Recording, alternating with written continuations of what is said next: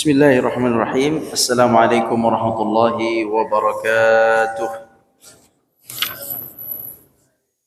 Alhamdulillahi rabbil alamin, wassalatu wassalamu ala asyrafil anbiya'i wal mursalin wa ala alihi wa sahbihi ajma'in. Allahumma inna nas'aluka ilman nafi'a wa rizqan tayyiba wa amalan mutaqabbala. Allahumma rizqna al-halala wat-tayyiba وأبعدنا عن الحرام يا رب العالمين اللهم آمين. اللهم يا كريم ويا عليم علمنا القرآن وأزدنا به وعلمنا القرآن والبيان يا رب العالمين اللهم آمين يا أرحم الراحمين. Kaum muslimin yang dirahmati Allah, alhamdulillah hari ini kita bertemu kembali dalam kajian fiqih. Kita berdoa kepada Allah, semoga Allah berikan kita ilmu yang bermanfaat dan dijauhkan dari ilmu yang tidak bermanfaat. Allahumma amin. Salawat dan salam kepada Nabi kita, Nabi besar Muhammad sallallahu alaihi wasallam, serta keluarga dan para sahabat dan seluruh umat yang mengikuti langkah beliau sallallahu alaihi wasallam. Pada pertemuan yang silam kita telah membahas tentang bulan-bulan haram, sedangkan pada pertemuan ini insyaallah kita akan membahas tentang kurban. Materi kurban yang akan kita bahas pada hari ini adalah mengenai hikmah dan tujuan kurban. Ya, hikmah dan tujuan kurban. Sebenarnya kurban itu, ibadah kurban itu untuk apa ya? Kenapa disyariatkan? Apa hikmahnya? Ini akan kita bahas pada hari ini insyaallah. Tetapi sebelum kita membahas tentang hikmah dan tujuan kurban, kita perlu memahami dulu sedikit definisi-definisi dalam masalah kurban ini, definisi dan hukum. Sedikit saja definisi dan hukum.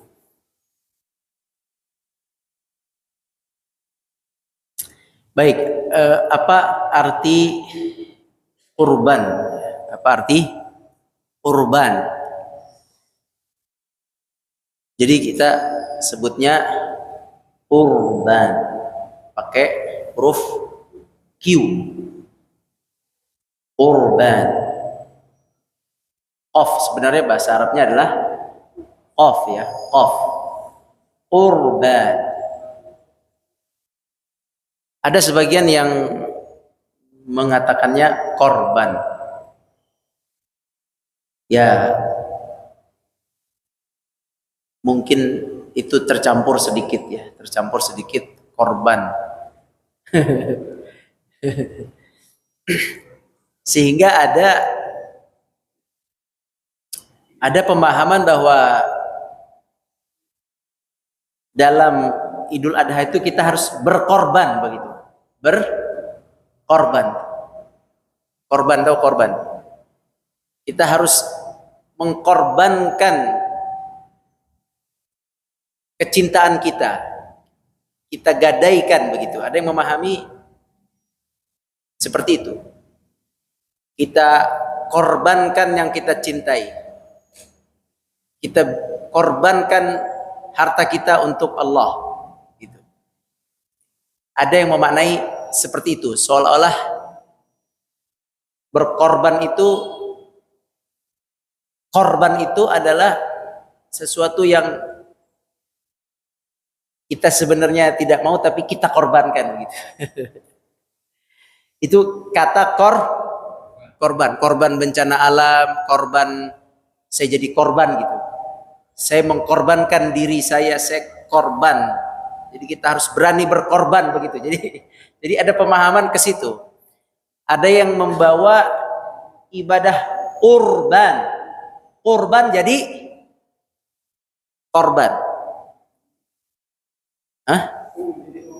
Iya, ada yang memaknai kurban jadi korban. Makanya nanti dalam kajian-kajian terkadang muncul kata-kata kita mengkorbankan gitu.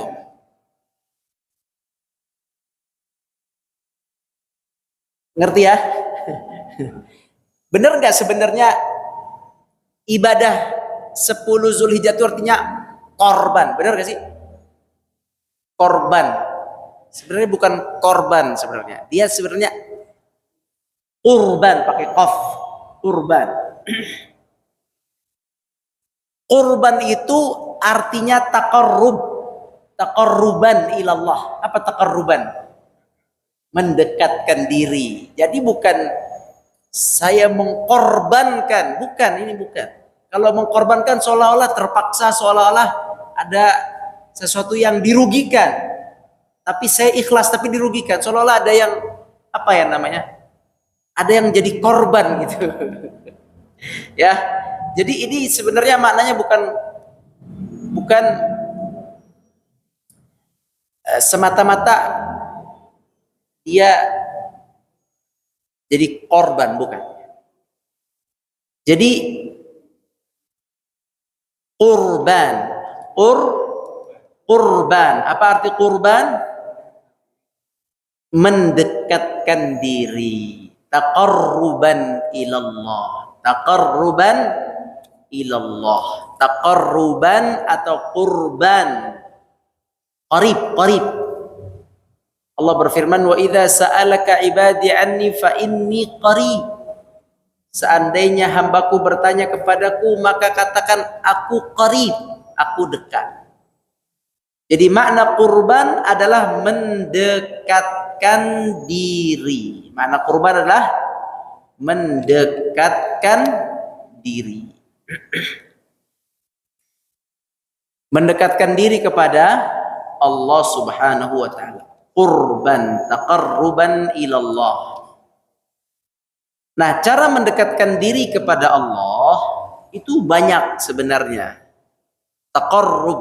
Taqarruban ilallah, taqarrub ilallah, mendekatkan diri kepada Allah itu caranya banyak. Bisa dengan salat, bisa dengan puasa, bisa dengan zakat, bisa dengan sedekah, bisa dengan baca Al-Quran, bisa dengan zikir. Mendekatkan diri kita kepada Allah, Sang Pencipta kita. Jadi makna kurban adalah mendekatkan diri. Mendekatkan diri. Nah, ibadah yang kita lakukan di tanggal 10 Zulhijjah itu namanya ibadah kurban. Pakai qaf, itu ibadah untuk mendekatkan diri kepada Allah. Tapi bagaimana cara mendekatkan dirinya? Apakah dengan baca Quran? Bukan. Apakah saat 10 Zulhijjah ya? Apakah caranya dengan baca Quran? Saat itu caranya bukan dengan baca Quran. Saat itu, saat 10 Zulhijjah pagi-pagi. Apakah dengan cara bersedekah? Sedekah yang besar, misalnya sedekah 10 miliar misalnya. Apakah begitu cara mendekatkan diri kepada Allah pada tanggal 10 Zulhijjah? Bukan juga, bukan begitu. Boleh nggak? Boleh. Berarti nggak boleh. Boleh sedekah di tanggal 10 Zulhijjah. 10 miliar juga boleh. Ya, 10 miliar, 100 juta, 200 juta boleh sedekah di 10 Zulhijjah. Tapi yang Allah inginkan dari kita, kalau mau taqarrub, kalau mau mendekat kepada Allah di hari itu Allah inginnya pakai sembelihan, begitu. Pakai apa? Sembelihan. Bukan berarti tidak boleh baca Quran, bukan. Bukan berarti tidak boleh bersedekah, bukan. Boleh. Bukan berarti nggak boleh sholat duha, boleh sholat duha silakan. Tetapi yang Allah minta pada tanggal itu adalah menyembelih hewan. Jadi kaum muslimin yang dirahmati Allah, Allah itu punya syariat. Punya apa? syariat. Kita itu mengikut apa yang Allah inginkan, jangan ngada-ngada. Kalau tanggal 10 itu syariatnya nyembelih, maka nyembelih. Kalau yang disembelih itu adalah unta, sapi, dan kambing, jangan nyembelih yang lain. Kerbau boleh, kerbau. Ya, unta, sapi, kambing, jangan sembelih yang lain. Jangan sembelih kuda. Saat aneh punya kuda aneh Australia, kalau enggak kuda Arab, harganya mahal, 100 juta. Aneh mau berkurban dengan kuda, kagak sah. Walaupun harganya mahal, 100 juta, 200 juta. Allah bukan nyuruh kita nyembelih kuda hari itu. Boleh aja nyembelih kuda, tapi kagak sah. Itu namanya tidak sedang mendekatkan diri kepada Allah. Itu namanya semaunya aja itu. Kita ini agama yang paling rapih, agama Islam itu. Agama yang paling teratur sebenarnya. Ya, hebat agama Islam itu. Diatur waktunya ini, maka ibadahnya ini. Kalau Idul Fitri sebelum sholat atau malam Idul Fitri itu disuruhnya zakat fitrah, dan zakat fitrah itu murah. Cuman berapa itu? 3,5 liter kali 15.000 kali 20.000 dah. Berapa tuh? 45.000 ah? 45.000 ya? Ya kan? 20.000 kali enggak, sekitar berapa itu ya? 70.000 ya, 70.000 itu udah banyak, itu udah lebih 70.000, udah lebih itu. Terus kita bilang saya nggak mau zakat fitrah, saya mau sedekah 1 cincin emas, tapi nggak zakat fitrah, kagak bisa. tidak bisa, jangan semaunya. Jadi kalau yang namanya cara mendekat kepada Allah, itu ikuti caranya. Kalau kata Allah cara mendekat kepada Allah begini caranya, jangan aneh-aneh. Nah, semua ibadah itu sebenarnya mendekatkan diri kepada Allah. Sebenarnya semuanya itu. Khusus untuk hewan yang disembelih ini, yang hari 10, tanggal 10 Zulhijjah ini khusus disebutnya kurban.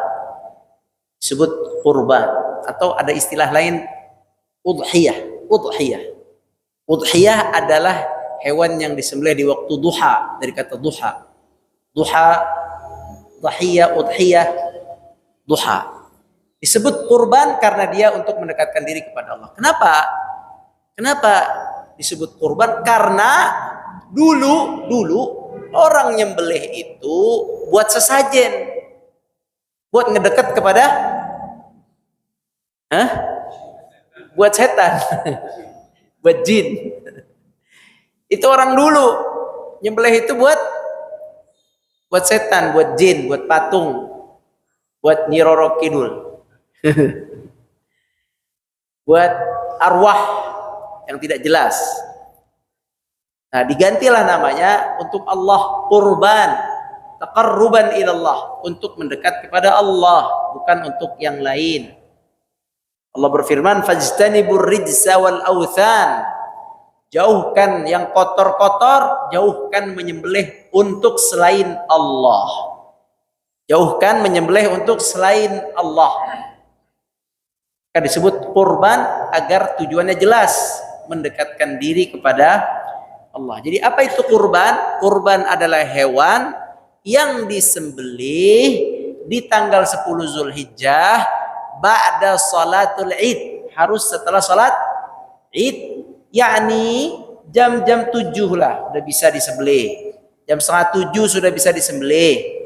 Tapi syaratnya sudah dilaksanakan salat Id. Walaupun kita nggak ikut salat Id, saya nggak ikut karena sakit, saya nggak ikut karena musafir, salat Id nggak apa-apa. Yang penting umat Islam sudah salat Id baru bisa disebut ibadah kurban. Jadi dia hewan kurban, hewannya jelas, yaitu unta, sapi, kambing disembelih di waktu 10 Zulhijjah setelah kaum muslimin sholat Id untuk mendekatkan diri kepada Allah. Itulah kurban, untuk mendekatkan diri kepada Allah.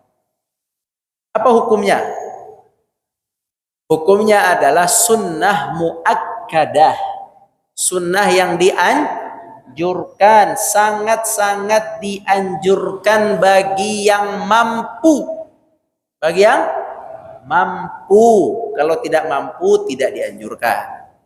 Yang mampu. Siapa itu mampu?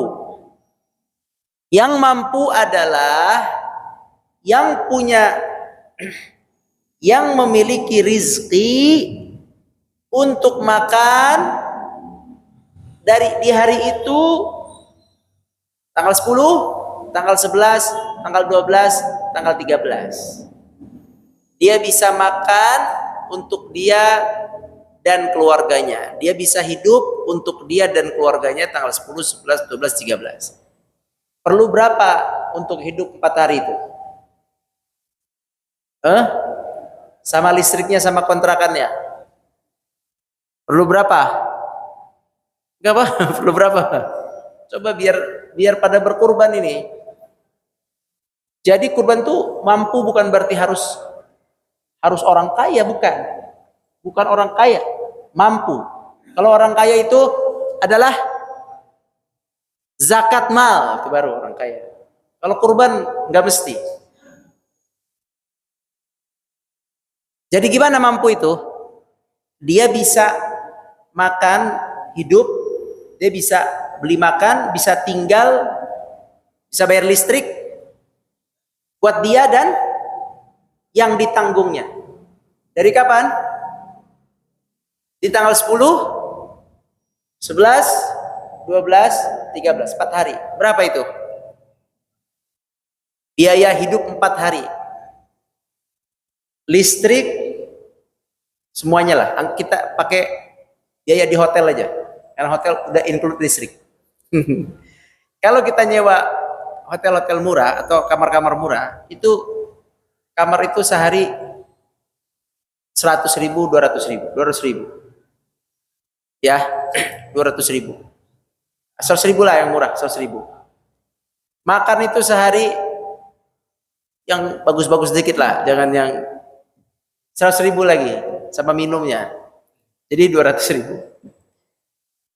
Udah sama listrik, dah berarti 200.000.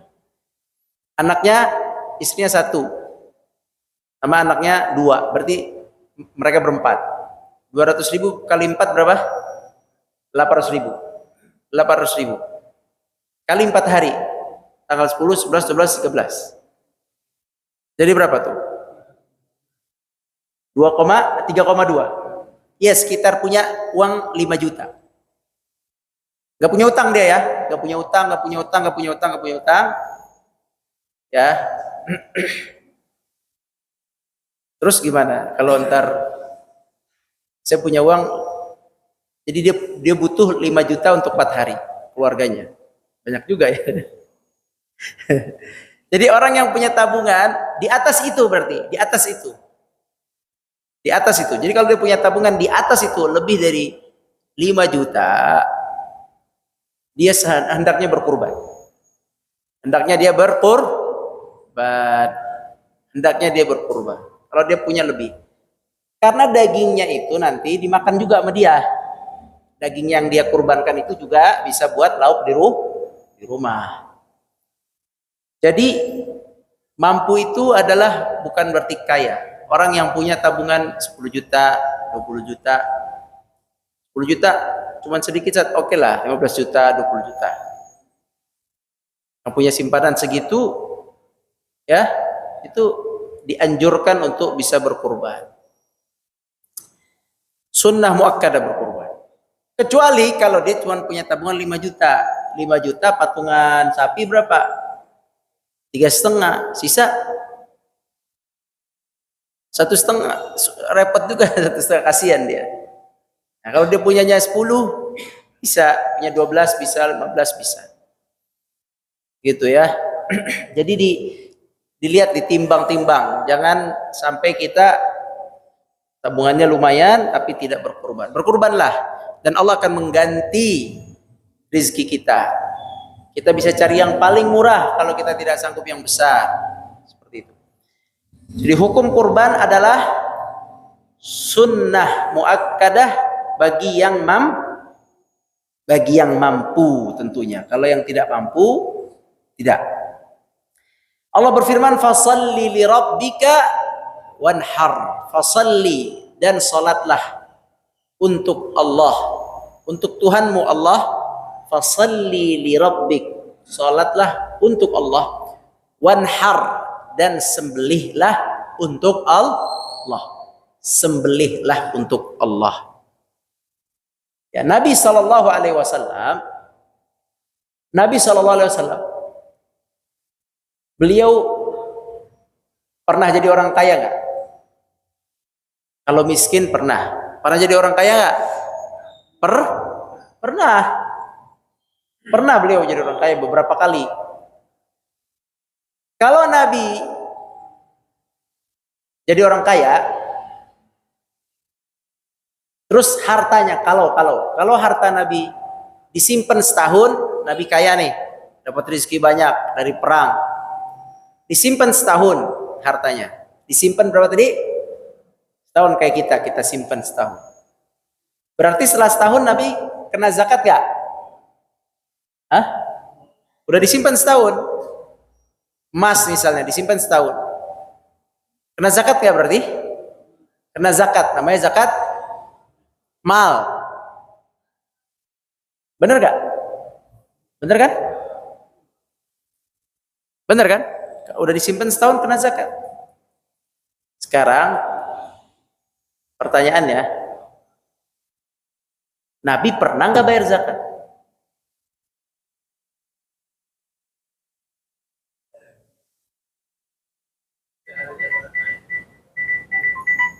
Tadi syarat zakat apa? Hartanya banyak dan tersimpan setahun. Kalau belum setahun habis, wajib nggak zakat? Enggak, kan? Habis. Jadi kalau setahun itu uangnya udah habis, baik disedekahin atau yang lainnya terpakailah, maka tidak wajib zakat. Makanya Nabi itu Shallallahu Alaihi Wasallam itu beliau tidak pernah berzakat mal, karena habis terus. Kalau kita tiap tahun zakat mal, karena simpen terus. Apa gantinya? Gantinya wanhar. Apa wanhar? Fasalli li rabbika. Biasanya salat, fasalli, salatlah engkau Muhammad, li rabbika, untuk Tuhanmu wahai Muhammad. Biasanya salat, zakat biasanya. Tapi khusus ayat ini, fasalli li rabbika wanhar. Salatlah dan nyembelihlah. Makanya perintahnya di ayat ini suruh nyembelih. Karena memang Nabi SAW itu tidak pernah mampu zakat, bukan karena miskin, tapi karena emasnya keluar terus. Hebat ya. Subhanallah sallallahu alaihi wasallam. Jadi belum syaratnya terpenuhi 1 tahun, sudah keluar itu beliau, rizki, harta beliau itu sudah keluar. Gak pernah beliau menyimpan emas. Malu kita sebenarnya mendengar kisah ini sallallahu alaihi wasallam. Tapi nggak apa-apa, sahabat zakat kok, sahabat zakat. Antum ikutin sahabat berarti ya. Artinya terjadi penyimpanan di kalangan sahabat. Tapi kalau Nabi sendiri memang tidak terjadi penyimpanan sedikit pun. Sallallahu alaihi wasallam. Hebat ya. Tapi kalau suruh sembelih wanhar, itu tiap tahun Nabi nyembelih, Nabi nggak pernah tinggalin nyembelih. Nabi punya uang nih, uang keluar. Itu Nabi nggak kaya-kaya banget. Coba lihat deh kehidupannya. Seberapa sih?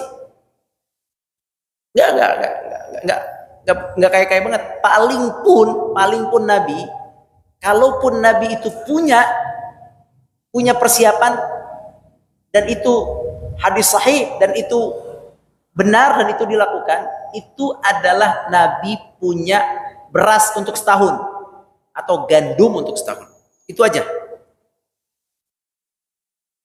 Beras untuk makan satu tahun. Jadi misalnya dapat harta rampasan sekarang, untuk setahun beras berapa kilo? Saya nggak ngerti juga nih. Bingung juga ini. Sehari seliter untuk keluarga lah. Sehari seliter kali 365 hari. Berarti 365 liter. Atau 365 kilo. 3 kintal. Kalau itu iya. Kalau itu terkadang Nabi simpan. Untuk makan. Tapi tiap hari berkurang. Jadi tetap aja nggak bisa dizakatin. Pas sudah tahun depan udah mau habis tuh beras. Nggak bisa dizakatin. Dan beras itu memang bukan harta zakat. Jadi Nabi SAW kalau dibilang beliau kaya, memang pernah kaya, tapi kayaknya sebentar besok keluar. Tapi kenapa beliau nyembelih tiap tahun? Berarti beliau nggak kaya-kaya, hartanya tidak numpuk, tapi beliau bisa untuk beli kurban. Jadi cukup aja gitu maksudnya. Jadi beliau tuh cukup aja buat keluarga bisa makan, juga ada uang buat beli kurban. Dan beliau tiap tahun kurban. Selama syariat kurban disyariatkan, beliau tidak pernah meninggalkan kurban. Artinya nggak harus kaya. Jangan tiap tahun minta kupon kurban terus. Penyakit ini. Tiap tahun minta kupon. Ente kurban dong. Ya, minta kupon lagi. Pas dilihat minta kupon, ngumpulin kupon. Di Al-Hikmah 1, Al-Furqan 1, sini 1. Di Tarbawi 1. Kumpulin kuponnya. Padahal dia punya uang juga kalau dilihat-lihat. Jadi Nabi SAW itu selalu kurban, tapi beliau bukan orang yang punya harta yang numpuk banyak. Kita tahulah kadar simpanan Nabi itu, ketakar simpanan Nabi itu. Ya. Jadi Nabi SAW tuh dapat uang keluar. Tapi untuk kurban, dapat uang beli kurban gitu.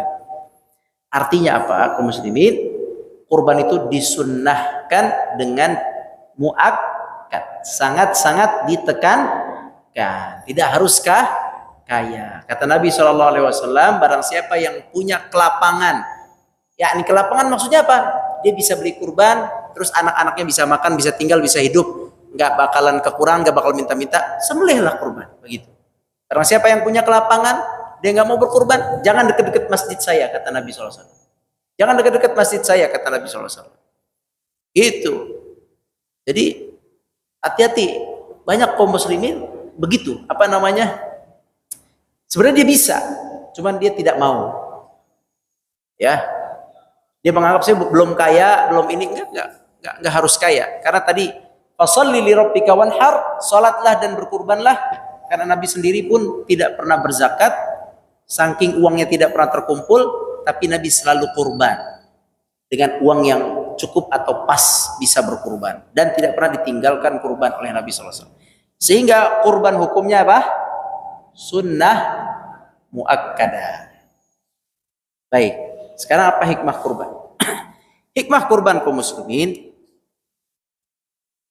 hikmah kurban itu sebenarnya adalah yang paling pokok adalah berserah diri kepada Allah. Itu yang paling pokok. Jadi kita ini ibadah kurban besok tanggal 10 itu bukan cuman bagi-bagi daging. Potong sembelih bagi daging. Bukan juga sekedar rame-rame nyembelih, bukan. Ibadah kurban itu ibadah istislam. Menyerahkan diri kita kepada Allah. Tunduk sepatuhnya kepada Allah. Bahwa saya sembelih hewan ini adalah ciptaanmu ya Allah. Saya sembelih sesuai dengan aturanmu ya Allah, untukmu ya Allah. Jadi harus kuat niatnya, itu harus kuat. Saya berkurban untuk menyerahkan diri saya kepada Allah, untuk ketaatan kepada Allah, untuk tunduk kepada seluruh perintah Allah. Ya, itu tujuan utama. Allah berfirman, fa ilahukum ilahu wahid. Di ayat tentang kurban, tentang sembelihan, kata Allah, fa ilahukum ilahu wahid. Tuhan kalian adalah Tuhan yang esa. Falahu aslimu, kepadanya lah kalian berserah diri. Serahkan diri kalian kepada Allah.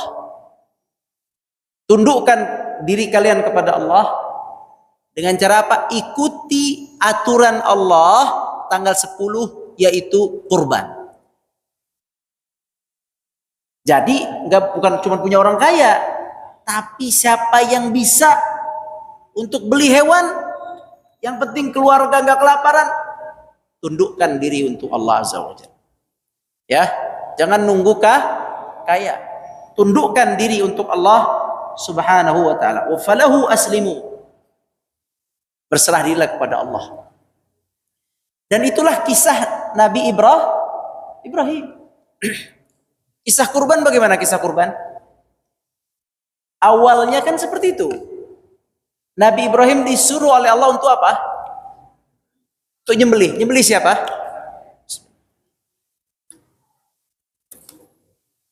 Terus nyembelih anaknya. Untuk siapa? Untuk Allah. Itu udah pasrah, itu udah menyerahkan diri kepada Allah. Islam, istislam, fa'az aslimu, berserah diri. Jadi mungkin kita udah nggak terasa sekarang. Hikmah berkurban, berserah diri udah nggak terasa sekarang. Gara-gara sekarang ya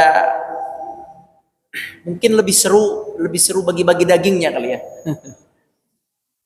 Atau karena kita hanya transfer saja, atau kita kurang paham. Sebenarnya transfer itu nggak apa-apa juga.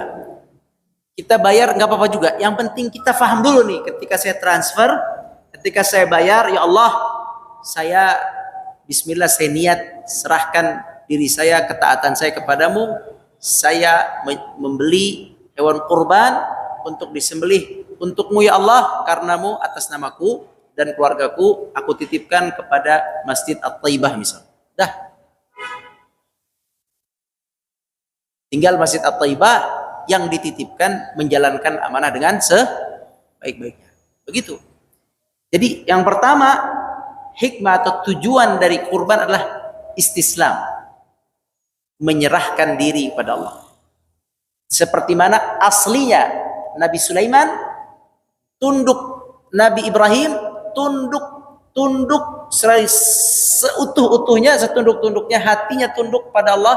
Dan anaknya juga Ismail tunduk setunduk-tunduknya, tidak ada ragunya sedikit pun atas perintah Allah. Mereka menyerah diri kepada Allah Subhanahu wa taala atas seluruhnya. Itu yang pertama, hikmah tujuan dari kurban. Hikmah tujuan kurban yang kedua adalah liyadhkuru smallahi ala ma razaqahum min bahimatil an'am, yaitu agar mengagungkan Allah. Agar menyebut nama Allah, agar menyebut nama Allah, agar kita menyebut nama Allah, mengagungkan Allah. Jangan yang kita agungkan artis, keren artis. Jangan diagungkan pemain bola, bahaya ini. Yang diagungkan tokoh. Ini tokoh ini begini. Ngapain? Yang diagungkan diri sendiri. Yang diagungkan siapa? Yang dibesarkan fulan, manusia. Tidak, yang dibesarkan, diagungkan, ditinggikan adalah Allah. Jadi ketika kita berkurban, hati kita mengagungkan Allah. Kita bertakbir, Allahu Akbar.